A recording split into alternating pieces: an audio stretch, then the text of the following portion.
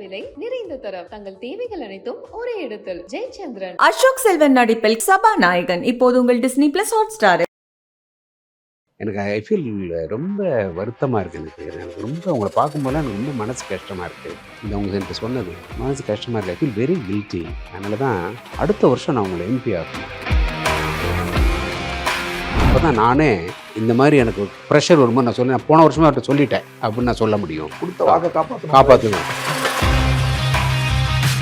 So, Mr. Bernard, I have kept my word. I sent you to the Rajya Sabha. You will learn a lot as I learned. அவங்க அப்பா 2 வயசில் இறந்து போயிட்டார். அம்மா 21 வயசுலையும் 22 வயசுலேயும் அம்மா இறந்து போயிட்டாங்க. அண்ணன் வந்து அதுக்கப்புறம் 1 ஆண்டுகள் இறந்து போயிட்டாங்க. அந்த தனியாக தான் போராடி வரணும். அவங்க எங்கள் கட்சி நிகழ்ச்சியிலலாம் சொல்லுவாங்களே, பொதுக்கூடலாம் சொல்லுவாங்க. நான் வாங்கி வந்த வரோம், என்ன பண்ணுறது, நான் இதை ஏற்று தான் ஆகணும். எதிர்பாராமல் பெரிய பெரிய லெவலுக்கெல்லாம் போனால் பலரும் அவங்ககிட்ட இருந்து பிரிஞ்சு சென்ற விஷயங்கள்லாம் பார்த்தேன். அந்த மாதிரியான நேரங்கள்லாம் அவங்க எப்படி இல்லையா, அது அவங்க ஒரு பொருட்டாகவே எடுத்துக்கணும். ஒரு மாபெரும் இயக்கத்துக்கு தலைவர்னு ஆகிட்டிங்கன்னா அந்த இயக்கத்தினுடைய வெற்றிக்காக நீங்கள் பல தியாகங்களை செஞ்சாகணும், தாங்கி ஆகணும். சார் இப்போ அவங்க மேலான விமர்சனங்களை அவங்ககிட்ட எடுத்துகிட்டு போயிருக்கீங்களா? அது எப்படி? 1-2 பேட்டிகளில் விமர்சனங்களை கேட்டிருக்கிறேன். சொல்லுவாங்க இந்த டிராஃபிக்கில் நிறுத்துறது 90 அப்போ சொன்னாங்க, I was told about it. Police officials என்னுடைய செக்யூரிட்டி அஃபிஷியல்ஸ் பண்ணுறதானே ஒரு அட்டாக்கு பாசிபிலிட்டி இருக்குது. So we have to do அப்படிங்கிறாங்க. I have to follow them. நான் அவங்கள்ட்ட சொன்னேன், நீங்கள் வந்து உங்களை நாங்கள் எவ்வளோ நம்பி நீங்கள் 25 வருஷம் தொடர்ந்து சீஃப் மினிஸ்டராக இருப்பீங்கன்னு நினச்சி நாங்கள் பண்ணோம், அந்த மாதிரி நீங்கள் சரியாக பண்ணாமல் விட்டுட்டீங்களே அப்படின்னு கேட்டப்போ அவங்க சொன்னாங்க, என்னுடைய ஆட்சியில் எனக்கு தெரிந்தும் எனக்கு தெரியாமல் பல தவறுகள் நடந்துவிட்டன. அதற்காக நான் தமிழக மக்கள் மத்தியில் பகிரங்கமாக மன்னிப்பு கேட்கிறேன், என்னை மன்னித்து விடுங்கள் அப்படின்னு சொன்னாங்க. ஒரு இன்டர்வியூவில் மன்னிப்பு கேட்டாங்க. அவங்க காலில் விழுறது, சீனியர்ஸோ ஆண்கள் நிறைய பெரிய இவங்க கூட வந்து காலில் விழுறது, அவங்கள ரொம்ப சிரம்தாழ்ந்தி கும்பிடுறது, இது அவங்க எதிர்பார்த்தாங்க, அப்படிதான் வச்சுருந்தாங்கன்ற ஒன்று சொல்கிறாங்க. இல்லை அவங்கள இதெல்லாம் கண்டுக்கிறது திங்க் ஸோ. ஏன்னு கேட்டால் ஒரு நாள் கூட நான் அவங்கள ரொம்ப வளைஞ்சு குனிஞ்சோ காலில் விழுந்தோ கும்பிட்டது கிடையாது. வணக்கம் சொல்லுவேன். இன்னொன்று பார்த்தீங்கன்னா, நீங்கள் அதை கொஞ்சம் அப்ஜெக்டிவாக பார்க்கணும். ஒவ்வொரு கல்ச்சர்லேயும் ஒரு வகையான க்ரீட்டிங் மெத்தடாலஜி இருக்குது இல்லையா, மெத்தட்ஸ் இருக்குது. உதாரணத்துக்கு நான் ரொம்ப நாள் ஃபிலிப்பீன்ஸில் வாழ்ந்தவன். ஃபிலிப்பீன்ஸில் என்ன பண்ணுவாங்கன்னா, வயசில் சிறியவங்க வயசில் பெரியவங்களை பார்த்தாங்கன்னா இப்படி கையெடுத்து இப்படி வச்சுப்பாங்க. அவங்க கையெடுத்து இப்படி தலையில் இப்படி வச்சுப்பாங்க. நாங்கள் வந்து எங்கள் பிஷப்பை போப்பை பார்க்கும்போது அவங்க மோதிரத்தை முத்தம் கொடுப்போம், கையெடுத்து மோதிரத்தை முத்தம் கொடுப்போம். இப்போ வந்து யங் பீப்புள் வந்து பார்த்தா ஒருத்தர் கட்டி பிடிச்சிக்கிறாங்க, ஆணவ பெண்ணை கட்டி பிடிச்சிக்கிறாங்க, பப்ளிக்கில் கூட கட்டி பிடிச்சிக்கிட்டு. இப்போ அரபு நாடுகள் எடுத்திங்கன்னா அது 3 தடவை அந்த முத்தம் தழுவி முத்தம் கொடுத்துக்கிறாங்க. ஒவ்வொரு கல்ச்சர்லேயும் ஒன்று இருக்குது. நம்ம கல்ச்சரில் காலில் விழுந்து ஆசீர்வாதம் வாங்கிறது நம்ம கல்ச்சரில் இருக்குது. இப்போ நாங்கள் பீயிங் எ கிறிஸ்டியன், எங்கள் அம்மாவை பார்க்க போனேன்னா போனோடனே முழங்காலில் இருந்து சிலுவை வாங்கிறதுன்னு பேர். அவங்க என் நெத்தியில் சிலுவை வரைவாங்க. திரும்பி வரும்போதும் முழங்கால் சிலுவை. கிறிஸ்மஸ்னா ஏதோ ஒரு அக்கேஷன்னா நாங்கள் முழங்காலில் இருந்து சிலுவை வாங்குறது எங்களுடைய ட்ரெடிஷன். இஸ்லாத்தில் அப்படி இருக்கும். இப்போ கோவில்களில் கால் விழுந்து நமஸ்கரிக்கிறதுங்கிறது நம்மளுடைய சரண்டர்னுடைய ஒரு அதனுடைய எக்ஸ்டென்ஷனாக அவங்க பண்ணியிருக்கலாமே தவிர, இவங்க வந்து நீ காலில் விழுந்த, நீ காலில் விழு அப்படிலாம் அவங்க சொன்னது கிடையாது. நிச்சயமாக அதெல்லாம் it is very unfair to tell that way, to see that way. ஏன்னா இது வரைக்கும் விழாத நீங்கள் கூடவே இருந்திருக்கிறீங்கும் போது. ஆமாம், நான் இந்த ஃபோட்டோ இருக்கும் பாருங்கள். நான் வந்து அவங்க வந்து ஒரு ஃபுல் யூனிஃபார்மில் ஒரு இன்சிடென்ட் சொல்கிறேன், நீங்கள் கேட்டதுனால சொல்கிறேன். 94 93 அவங்க சீஃப் மினிஸ்டர். இது எனக்கு வந்து அலெக்சாண்டர், டிஜிபி அலெக்சாண்டர் எனக்கு சொன்னது. அப்போ சொன்னார், நியூ இயருக்கு எல்லோரும் பார்க்க போனாங்களாம், டாப் போலீஸ் அஃபிஷியல்ஸ் எல்லாம். எல்லோரும் ஷூவை கழட்டிட்டு, யூனிஃபார்மில் ஷூவை வெளியில் கழட்டிட்டு இவங்கள உள்ள ரூமில் போய் எல்லோரும் குரூப்பாக போய் பார்த்து க்ரீட் பண்ண போனாங்களாம். இவங்க பார்த்துட்டு, where are your shoes, it's part of the uniform, ஏன் எல்லாம் போய் ஷூ போட்டுட்டு வாங்க அப்படின்னாங்களாம் வீட்டுக்குள்ளே. அவங்க சொன்னது ஒரு அலெக்சாண்டர் சொன்னார், எல்லாம் ஷூவை கழட்டிட்டு போயிருக்காங்க மரியாதைன்னு சொல்லிட்டு. நல்லா ஃபுல் யூனிஃபார்மில் ஷூ இல்லாமல் இருந்தால் அவங்க சொன்னாங்களாம், ஷூங்கிறது யூனிஃபார்மினோட ஒரு பகுதி, have your shoes and come அப்படின்னாங்களாம். அந்த மாதிரி ஆளும் அவங்க. ஸோ இதெல்லாம் பெருசாக அவங்கெல்லாம் எதிர்பார்த்ததோ, இது ஒரு பொருட்டாக அவங்களுக்கு யோசிச்சு பாருங்க. அவங்க கண் அசைவில் எங்களோட வாழ்க்கை மாறின காலம் அது இல்லையா? அவங்களுடைய கடைக்கண் பார்வையில் எங்கள் வாழ்க்கையே மாறும் அப்போல்லாம். இதில் காலில் விழுதுறது என்ன, அது என்ன? நான் நிஜமாக சொல்கிறேன், என்னை எம்பி ஆக்குங்கன்னு நான் ஒரு நாளும் கேட்டதில்லை. எனக்கு ஒரு பதவி கொடுங்கன்னு நான் கேட்டதில்லை. அதுக்கு பிரதான காரணம் எனக்கு அப்படி அதில் நம்பிக்கையும் இல்லை. பாரதி சொல்லுவான், பக்தி உடையார் காரியத்தில் பதறார், வித்து முளைத்திடும் தன்மையைப் போல் மெல்லச் செய்து பயனடைவார், சக்தி தொழிலே அனைத்தும் எனில் சார்ந்த நமக்கு சஞ்சலம் ஏன் அப்படின்னு பாரதி கேட்பான். அந்த மாதிரி எனக்கு அதிலெல்லாம் நம்பிக்கை இல்லை. வேலையை செய்யணும், அதை நல்லா செய்யணும், தெரிஞ்சதை செய்யணும். எனக்கு தெரியாத வேலையை நான் இன்றைக்கி பாட்டு பாடுங்க சார், நான் இவ்வளோ நேரம் பேசின ஒரு பாட்டு பாடுங்க சார், நான் என்ன சொல்லுவேன், நான் என்ன அதில் ஒரு சின்ன ஒரு டான்ஸ் ஒன்று பண்ணுங்க சார் அப்படின்னு நான் என்ன பண்ணுவேன், எனக்கு தெரியாதுல்ல. அந்த மாதிரி நான் அவங்கள எனக்கு பதவி கொடுங்கன்னோ அதெல்லாம் நான் கேட்கல. அவங்க தான் என்னை ஒரு நாள் கூப்பிட்டு சொன்னாங்க, நான் ரொம்ப நாளாக உங்களை எம்பி பார்லிமெண்ட்டுக்கு அனுப்பணும் ரொம்ப நாளாக நான் நினச்சிக்கிட்டே இருக்கேன். ஒவ்வொரு நேரத்துலையும் ஏதாவது ஒரு கம்பல்ஷன்ஸ் வந்துடுது, சூழல் வந்துடுது, கம்பல்ஷன்ஸ் வரும். நான் உங்களுக்கு சொல்கிறேனே, எப்படி கம்பல்ஷன் எப்படி வரும்னா, இந்த எலெக்ஷனில் இந்த இந்த இந்த கம்யூனிட்டிக்கெலாம் ரெப்ரசன்டேஷன் கொடுத்ததே இல்லை, அவங்க கொடுத்தே ஆகணும், அவங்களும் ஒரு ரெப்ரசன்டேஷன் கொடுப்பாங்க. அவங்க எங்கள் ஆளில் ஒருத்தர் அனுப்புங்கன்னு சொல்லுவாங்க. அல்லது போன தடவை தான் ஒரு கிறிஸ்டியனை அனுப்பணும், இந்த தடவையா அப்படின்னு கேட்பாங்க. இந்த மாதிரி ஏதாவது ஒரு கம்பல்ஷன்ஸ் வந்துட்டு அவங்க சொன்னாங்க. ஒவ்வொரு தடவையும் எனக்கு இந்த மாதிரி ஏதாவது ஒன்று வந்துடும். எனக்கு ஐ ஃபீல் ரொம்ப வருத்தமாக இருக்குது. எனக்கு ரொம்ப உங்களை பார்க்கும்போதெல்லாம் எனக்கு ரொம்ப மனசு கஷ்டமாக இருக்குது. இந்த அவங்க என்கிட்ட சொன்னது மனசு கஷ்டமாக இருக்குது. I feel very guilty. அதனால தான் அடுத்த வருஷம் நான் உங்களை எம்பி ஆக்கணும். ஆனால் உங்களுக்கு இப்போயே சொல்லிடுறேன், அப்போ தான் நானே இந்த மாதிரி எனக்கு ஒரு ப்ரெஷர் வரும்போது நான் நான் போன வருஷமே அவர்கிட்ட சொல்லிட்டேன் அப்படின்னு நான் சொல்ல முடியும். கொடுத்த வாக்கை காப்பாற்றணும் என்கிட்ட. அதுதான் அவங்களும் சொன்னாங்க.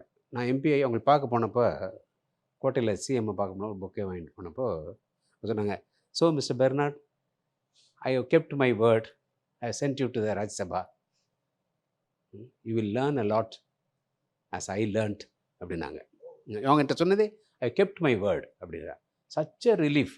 அதான் அந்த ஃபோட்டோ அங்கே இருக்கு பாருங்கள். அந்த முகத்தில் பார்த்தீங்கன்னா அப்படி ஒரு ரிலீஃப் இருக்கும். அப்பா நான் சொன்ன இந்த என்ன செய்யணும்னு நினச்சமா செஞ்சுட்டோம்ப்பா அப்படின்னு ரிலீஃப் இருக்கும். நான் என்ன கற்றுக்கிட்டனோ நீங்களும் கற்றுக்க போகிறேன்றாங்க. ஆமாம்மா ஆமாம்மா, அவங்க அங்கே what I learnt you are going to learn a lot அப்படின்னாங்க. ரொம்ப ரொம்ப ரொம்ப நேரம் பேசிட்டு இருந்தாங்க அன்றைக்கி. ரொம்ப விஷயம், நிறைய விஷயம் சொன்னாங்க. அது ஒரு விமர்சனங்கள் யாரும் யாரு மேலேயும் சொல்லலாம். அது பொது வாழ்வுக்கு ஒரு பெண் வந்துட்டா டிஃபெண்ட் பண்ணுறதுக்கு ஆள் இல்லைன்னு ஆயிடுச்சுன்னா யாரும் யார் வேறையும் சொல்லலாம். ஏன் சார் டிஃபெண்ட் பண்ணுறதுக்கு ஆள் இல்லை? இல்லை அவங்களுக்கு பர்சனல் சொல்கிறேன், தனிப்பட்ட வாழ்க்கை. ஒரு ஒரு கணவர், ஒரு அண்ணன், ஒரு தம்பி, ஒரு மகன், அந்த மாதிரி சொல்கிறேன். இவங்க அந்த ரியாலிட்டிக்கு அந்த ரியாலிட்டி இவங்க உணர்ந்திருந்தாங்க, ஏற்றுக்கிட்டாங்க. ஆமாம், நமக்கு யாரும் இல்லை. நமக்கு ஏன்னா அவங்க அப்பா 2 வயசில் இறந்து போயிட்டார், அம்மா 21 வயசுலையோ 22 வயசுலையோ அம்மா இறந்து போயிட்டாங்க. அண்ணன் அதுக்கப்புறம் 1-2 ஆண்டுகள் இறந்து போயிட்டார்.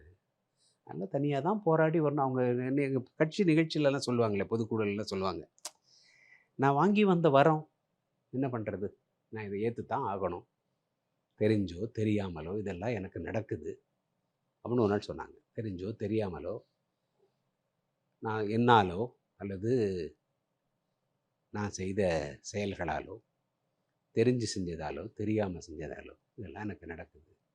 நான் என்ன செய்ய? நான் வாங்கி வந்த வரம் ஒன்று.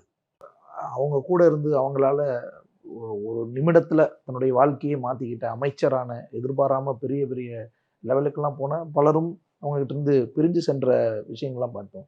அந்த மாதிரியான நேரங்கள்ல அவங்க எப்படி ரியாக்ட் அது ஆகும்? அவங்க ஒரு பொருட்டாவே எடுத்துக்க மாட்டாங்க. என்ன கம்பல்ஷனோ ஓகே. ஏதோ அதெல்லாம் எவ்வளோ பேர் எப்படி எப்படி இப்படிலாம் எவ்வளோ ஆழமாக காயப்படுத்தினவங்களெல்லாம் மன்னிச்சிருக்காங்களே. அதெல்லாம் நான் கவனித்த வரலையும் சொல்கிறேன். அவங்க ஒரு வெறுப்பாகலாம் ஒருத்தர் மேலே பேசி நான் பார்த்ததில்லை. மன்னிப்பாங்க. ஆமாம், நேச்சுரலி நிறைய பேர் பிரிந்து போயிட்டு திருப்பி எல்லாம் வந்துடலாம். ஆமாம். இல்லை அதுக்கு அதை வந்து நீங்கள் ஒரு மாபெரும் இயக்கத்துக்கு தலைவர்னு ஆயிட்டீங்கன்னா, அந்த இயக்கத்தினுடைய வெற்றிக்காக நீங்கள் பல தியாகங்களை செஞ்சாகணும், தாங்கி ஆகணும்.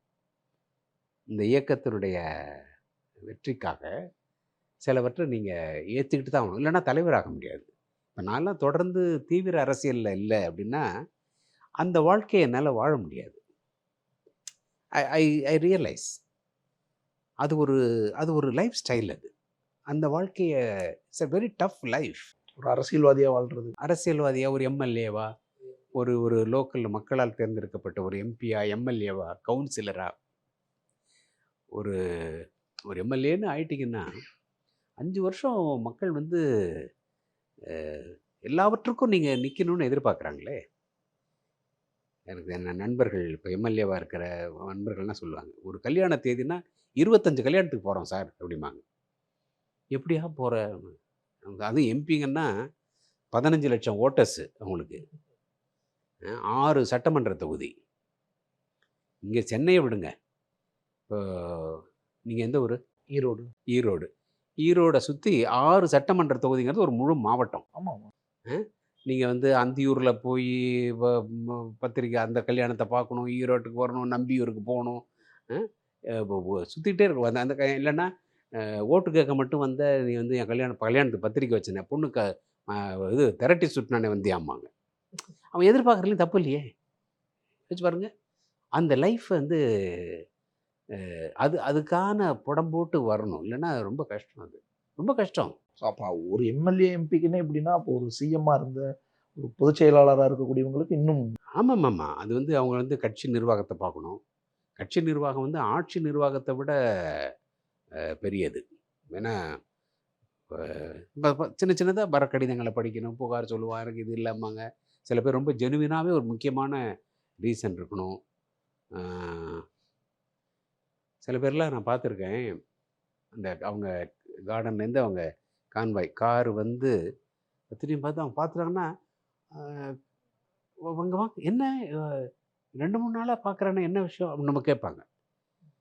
இந்த ஒருத்தர் இப்போ ஐடி விங்கில் இருக்கார் அதிமுகவில், ராமச்சந்திரன், சிங்கை ராமச்சந்திரன்.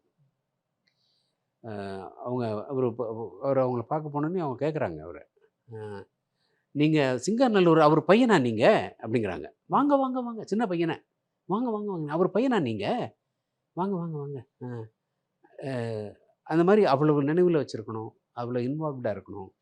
அதெல்லாம் அவ்வளோ எளிதில்லை. It's a tough life, very tough life. பெரிய கட்சிகள்ல இதெல்லாம் ஏன்னா நீங்கள் உங்களுக்கு பாம்பேயில், ஹைதராபாத்தில், ஆந்திராவினுடைய தமிழ்நாட்டை ஒட்டிய பகுதிகளில், கர்நாடகாவில், கேரளாவில் எல்லா இடத்துலையும் கட்சி இருக்குது, அந்தமானில் கட்சி இருக்குது. அவங்களெல்லாம் பார்க்கணும், பேசணும். தமிழ்நாட்டில் ஊருக்கு ஊர், கிளைக்கு கிளை மக்கள் இருக்காங்க, கட்சிக்காரங்க இருக்காங்க. இது மாதிரி இது ஒரு பெரிய கட்சி இல்லை, ஒரு பெரிய இயக்கம் இல்லை.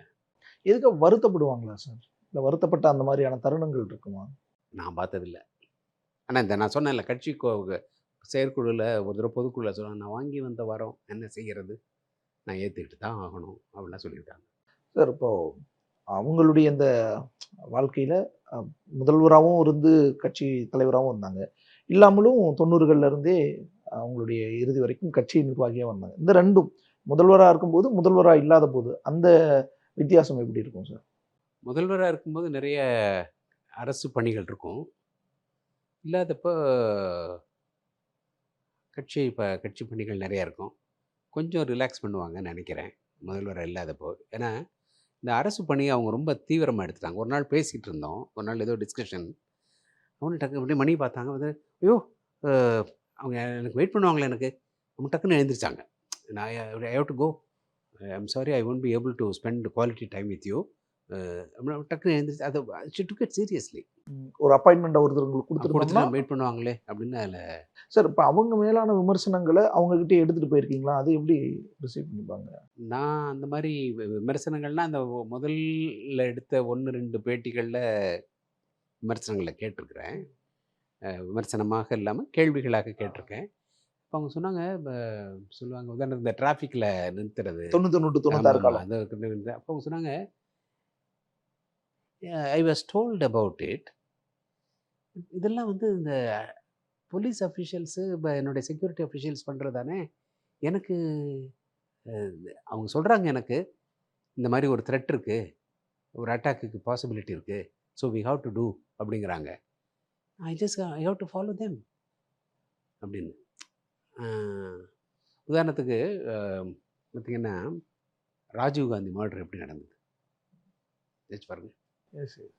அவர் அந்த கான்வாயில் போய் பின்பக்கமாக வந்து இந்த மேடையில் ஏறி இருந்து அந்த இதே இல்லை, அவர் மக்களோடு இருக்கணும் அப்படின்னு நினச்சி போக, இந்த இரக்கத்தை நினைத்தவன் பொன்னை இழந்தான், இங்கே எல்லோருக்கும் நல்லவன் தன்னை இழந்தான்னு அப்படி ஆகிடும். அப்படி மக்களோட மிங்கில் பெனசீர் புட்டோ, நம்ம எல்லாரும் டிவியில் பார்த்துக்கிட்டு இருக்கும்போது Benazir Bhutto, Anwar Sadat 1981 Egyptian president Anwar Sadat Nobel prize வாங்கினவர். ரொம்ப very very noble hearted man, பெரிய லீடர். கமால் அப்துல் நாசர் மாதிரி அன்வர் சதாத்தும் ஒரு பெரிய லீடர். நான் அப்போ ஒரு யங் ரிப்போர்ட்டர். நாங்கள் டிவியில் பார்த்துட்ருக்கோம், ஃபிலிப்பீன்ஸில் இருக்கேன், எங்கள் ஸ்டேஷனில் டிவியில் பார்த்துட்ருக்கோம் நியூஸ் கேதரிங்க்கு. இந்த சுதந்திர தின அணிவகுப்பு, இராணுவ அணிவகுப்பு, மேடையில் அன்வர் சதாத் நின்று சல்யூட் எடுத்துக்கிட்டு இருக்காரு. வந்தது அந்த பீரங்கி எப்படி திருப்பினா படபடன்னு சுட ஆரம்பிச்சு சுட்டு கொண்டுட்டாங்க. ஸோ ப்ரோட்டோக்கால் அதுக்குள்ளே அவங்க இருக்கணும், அவங்க இருக்கிறது ரொம்ப அவசியம். அதுக்கப்புறம் அந்த இப்போ உதாரணத்துக்கு இந்த இப்போ ஹியூமன் பாம், கார் பாம் அப்படிங்கிற விஷயங்கள்லாம் வந்த பிறகு தான் இந்த லீடர்ஸினுடைய ப்ரொடெக்ஷனில் பல மாறுதல்கள் வந்தது. நீங்கள் சொல்லுவாங்கள்ல, மரம் அமைதியாக இருந்தாலும் காற்று விடுவதில்லை அப்படிம்பாங்க.